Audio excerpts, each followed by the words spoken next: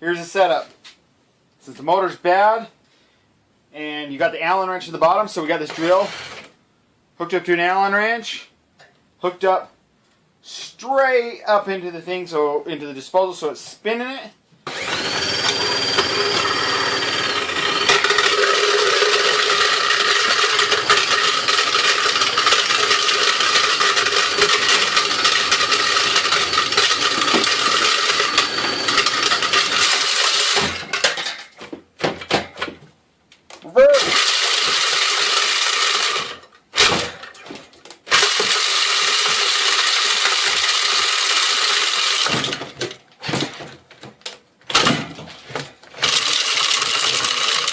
Hi.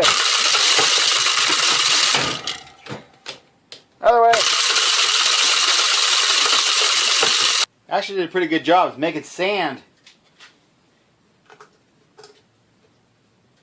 Breaking up the rocks pretty good.